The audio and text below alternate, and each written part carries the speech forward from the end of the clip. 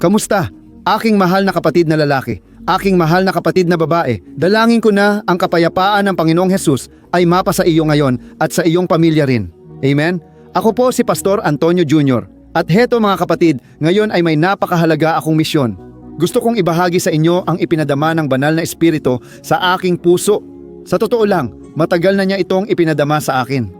Mga kapatid, kailangan nating mag-ingat sa ating puso. Ang ating puso, mga kapatid, sa totoo lang, maaari itong maging manhid. Ang tinig ng banal na espiritu ay maaari nating ipangaral, magpatuloy sa panalangin, pagpupuri, at pagpunta sa simbahan ilang beses sa isang linggo. At kahit ganoon, parang wala nang epekto iyon. Parang hindi na natin nararamdaman ang presensya ng Diyos. Gusto kong simulan sa tanong, kailan ka huling hinipo ng Diyos at kailan mo huling narinig ang kanyang tinig? O kaya naman, kailan ka huling ginamit ng Panginoon sa buhay ng ibang tao?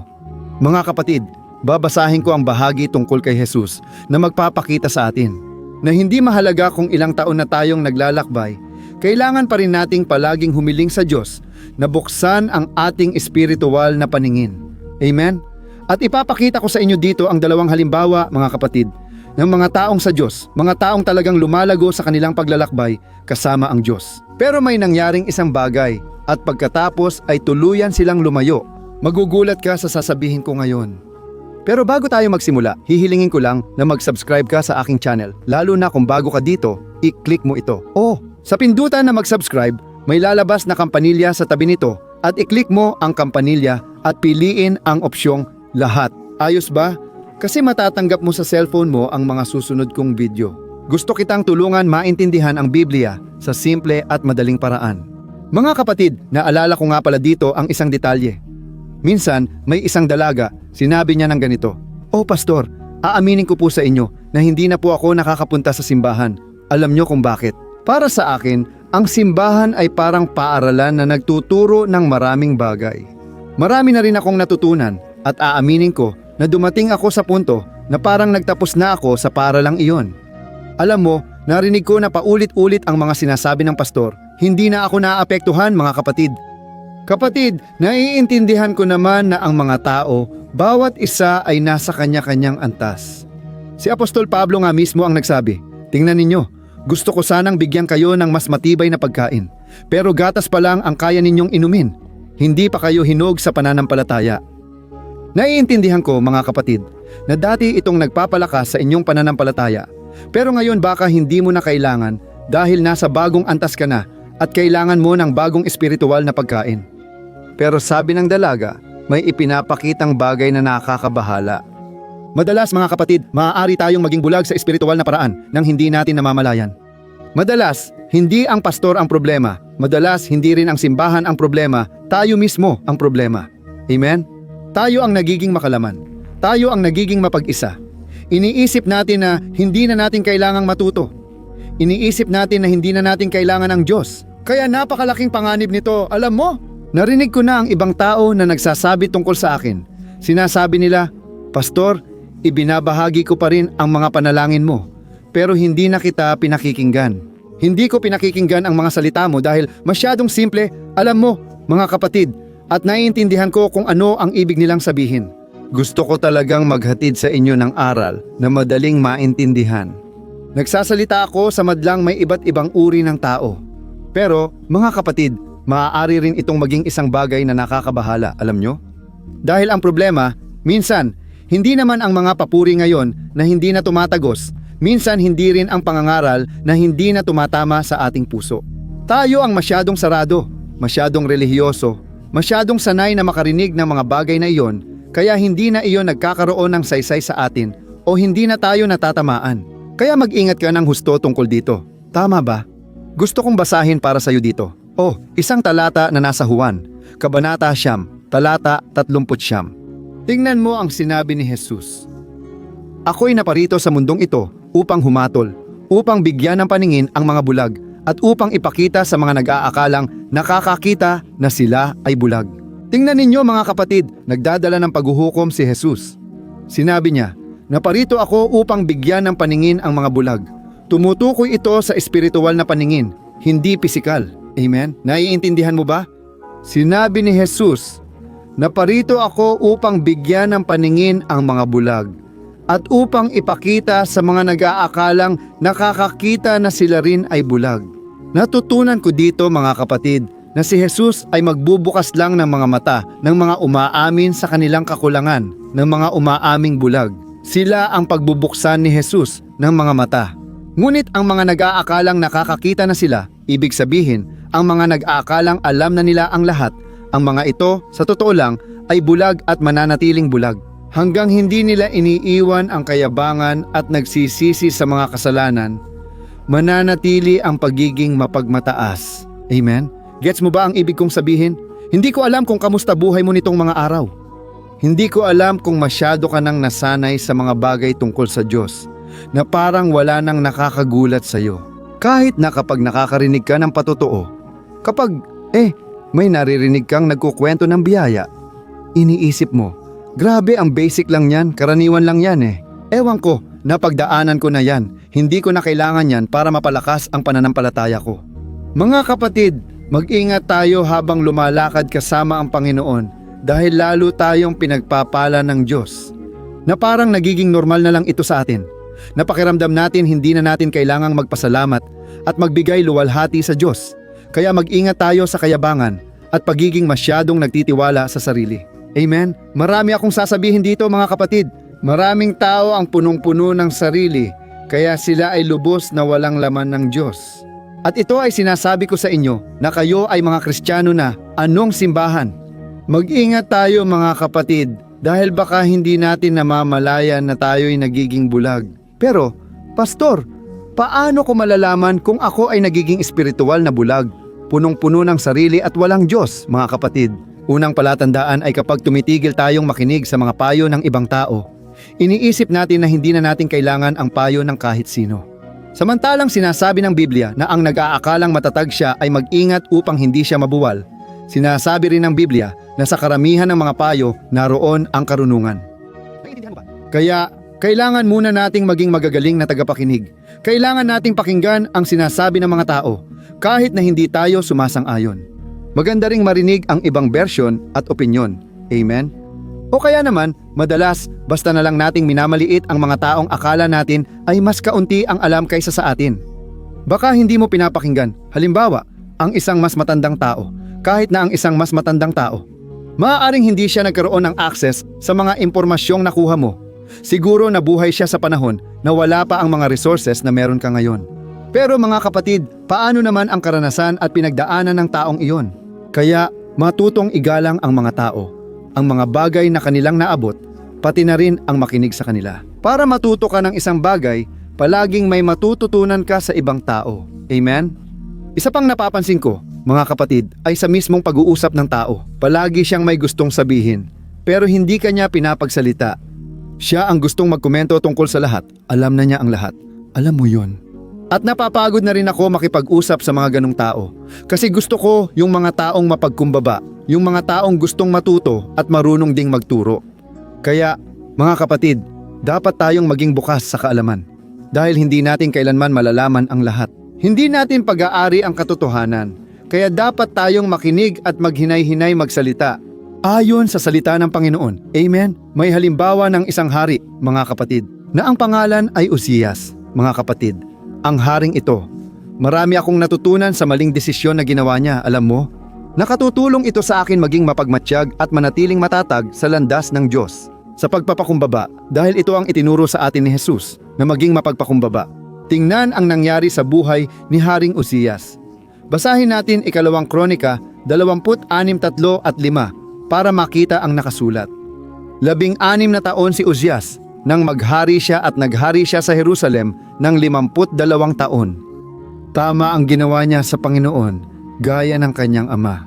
Hinangad ni Uzzias ang Diyos habang nabubuhay si Propetang Zacarias na nagturo sa kanya na matakot sa Diyos at habang hinahanap niya ang patnubay ng Panginoon. Binigyan siya ng Diyos ng tagumpay sa lahat ng bagay. Amen? Tingnan niyo mga kapatid, napakaganda nito. Dito makikita natin na lumakad si Uzzias kasama ang Diyos at dahil dito, pinagtagumpay siya ng Diyos. Ibig sabihin, kasama niya ang Diyos sa lahat ng laban, binibigyan siya ng Diyos ng tagumpay at higit sa lahat, kasaganaan. Napakalakas at makapangyarihan siya. para lang magkaroon ka ng ideya. Sinasabi sa Biblia na mayroon siyang 307,500 sundalo mula sa mataas na hanay. Mga sundalo iyon na armado, handang-handa sa labanan at lubos na sumusunod sa kanyang utos. Ngayon, isipin mo ito. Isipin mong ang ganitong kalaking kapangyarihan ay nasa iyong mga kamay. Paano ka kikilos? Paano mo pakikitunguhan ang isang simpleng tao? O ikaw ba yung tipo ng tao na magtatago na lang sa iyong palasyo? Nandun ka lang, hindi nakikihalubilo sa iba, gets mo? Mabilis tayong humusga sa iba kahit hindi natin alam ang pinagdaanan nila. Kilala ko ang maraming tao, mga kapatid na umunlad ng husto. Binigyan sila ng Diyos ng kayamanan, kaalaman, karunungan at impluensya. Dahil sa kayabangan mga kapatid, sila ay bumagsak at nahulog ayon sa Biblia na nauuna ang kayabangan bago ang pagbagsak. Kaya mag-ingat ka ng husto para hindi ka rin bumagsak dahil pwedeng mangyari ito sa kahit na sino. At alam mo ba kung ano ang nangyari? Ang lalaking ito ay may napakalakas na hukbo sa kanyang kapangyarihan, pero isang araw ay nagbago ang kanyang puso. Mga kapatid, hindi ko alam kung naranasan mo na ito, pero may mga tao talagang kapag nagsimulang kumita ng maraming pera, nagbabago talaga sila dahil sa pera. Pinapalala lang nito kung ano na talaga ang tao. Halimbawa, kung ang isang tao ay likas na mapagbigay at yumaman siya, lalo pa siyang gustong tumulong sa mas maraming tao. Pero kung ang isang tao ay may ugali na magyabang o gustong ipakita na mas magaling siya kaysa sa iba, ang pera ay magpapalabas ng pagiging mayabang, sakim at makasarili ng taong iyon. Naiintindihan mo? At tingnan mo kung ano ang nangyari sa kanya. Ang versikulo 15, ikalawang mga kronika, versikulo 26. Ang versikulo 15, pataas ay ganito ang sinasabi. Nagtayo siya sa mga pader ng Jerusalem ng mga makinang pandigma na ginawa ng mga eksperto, na nagpapalipad ng mga palaso at nagpapalipad ng malalaking bato mula sa mga tore at mga sulok ng pader. At ang kanyang kasikatan ay kumalat hanggang sa malalayong lugar. Dahil ang Panginoong Diyos ang tumulong sa kanya, nang labis kaya si Uzias ay naging napakamakapangyarihan. Tingnan ninyo ito mga kapatid. Kaya ang Diyos mismo ang nagnais na pagpalain ang taong ito dahil siya ay lumalakad kasama ang Diyos. Sa lahat ng bagay ay kinokonsulta niya ang Panginoon. Ngunit sinasabi ng Biblia dito ngayon na isang araw inisip niya na alam na niya ang lahat ng kalooban ng Diyos para sa buhay niya. Naalala mo ba ang sinabi natin sa simula? May mga tao na akala nila ay nakakakita sila, na malinaw ang kanilang paningin, pero sa totoo lang, sila ay bulag. Sa totoo lang, espiritual siyang bulag ng hindi namamalayan. Pagkatapos, pumasok ang pride sa kanyang puso, at nagpasya siyang pumasok sa templo ng Panginoon para maghandog. Ngunit ito ay pinapayagan lamang para sa mga pari, kaya ang ginawa niya ay napakabigat sa paningin ng Diyos. Tingnan mo ang nangyari kay Uzias. Babasahin ko mula talata 16 hanggang 21, makinig ka. Ganito ang sabi. Nang naging makapangyarihan si Uzias, napuno siya ng kayabangan, kaya siya bumagsak. Nagkasala siya laban sa Panginoon, ang kanyang Diyos, nang pumasok siya sa santuwaryo ng templo upang magsunog ng insenso sa altar ng insenso. Kaya't sinundan siya ng pari na si Azarias, kasama ang 80 iba pang mga pari ng Panginoon. Lahat ay matatapang na lalaki. Hinarap nila si Haring Uzias at sinabi, hindi mo tungkulin magsunog ng insenso sa Panginoon.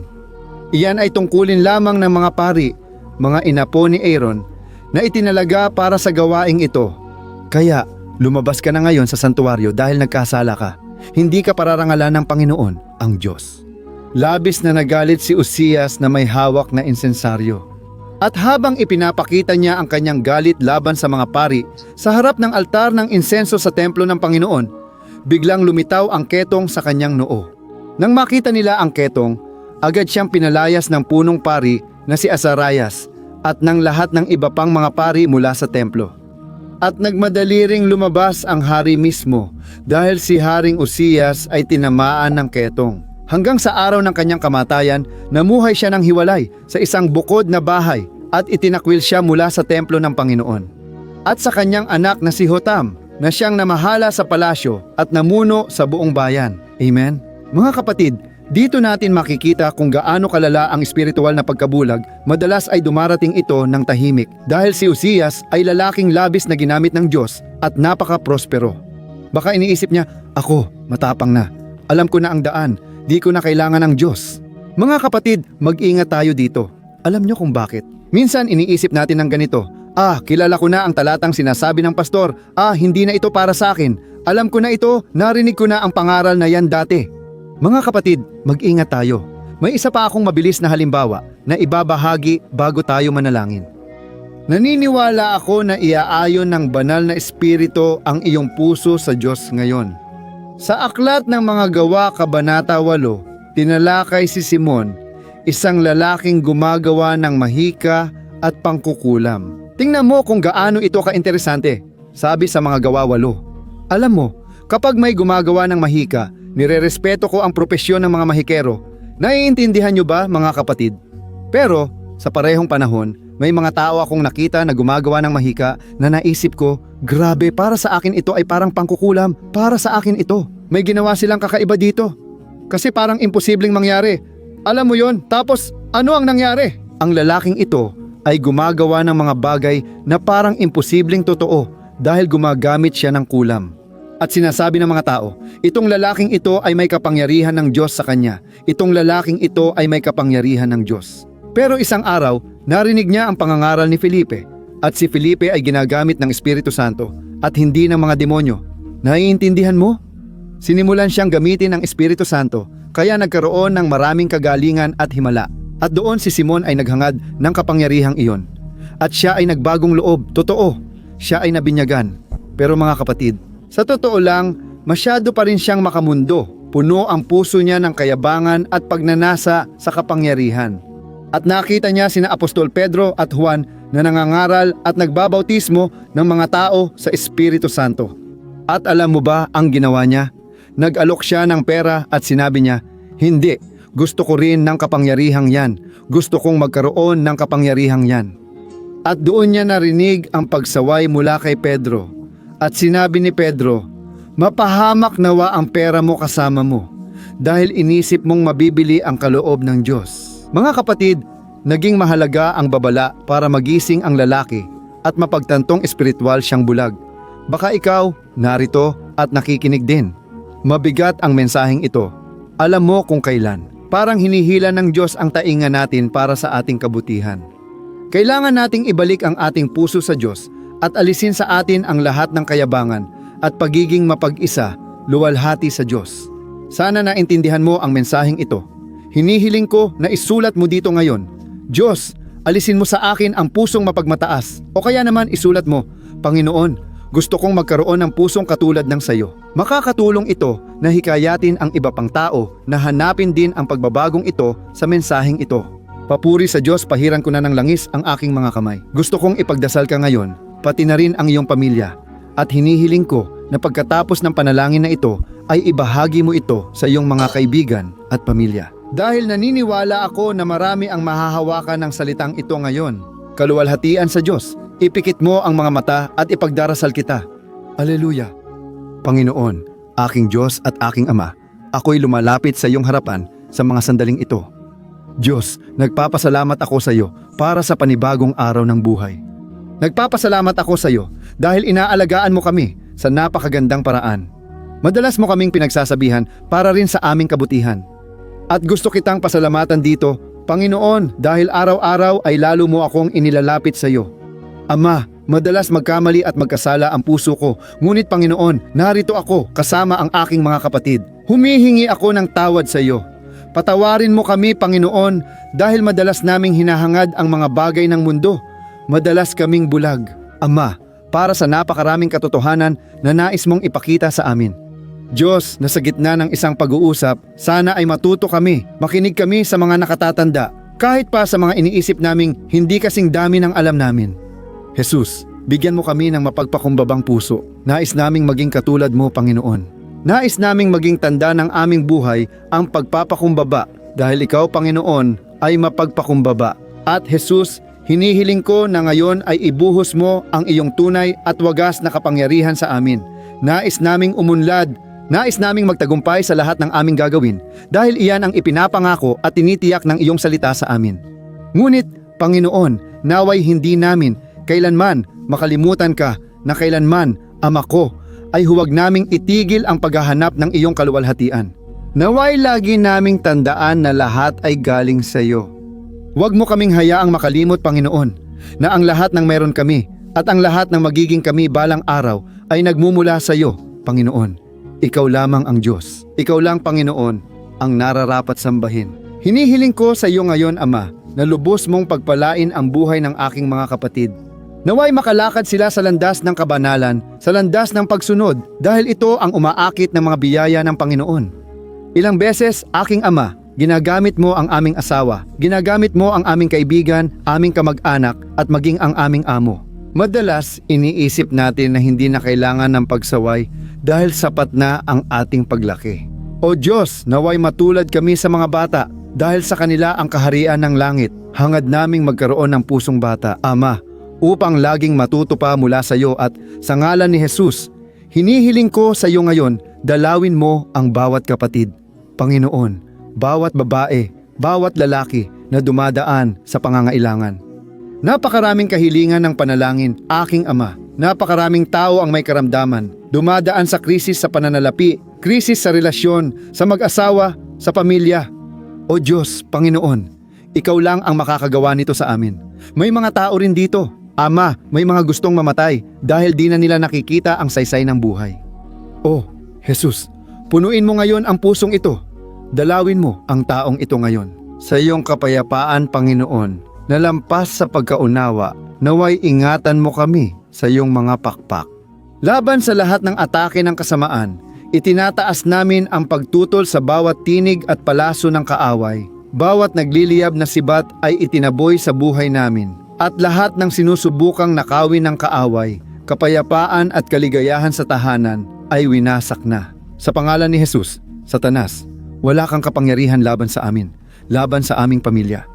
Itinataboy ka namin sa makapangyarihang pangalan ni Jesus, at sa pangalan niya kami nananalangin. At nagpapasalamat na kami sa iyo, Panginoon, sa lahat ng ginawa mo dito ngayon at sa lahat pa ng gagawin mo sa aming mga buhay. Sa pangalan ni Jesus kami nananalangin at nagpapasalamat sa iyo. Amen. Luwalhati sa Diyos. Alleluia.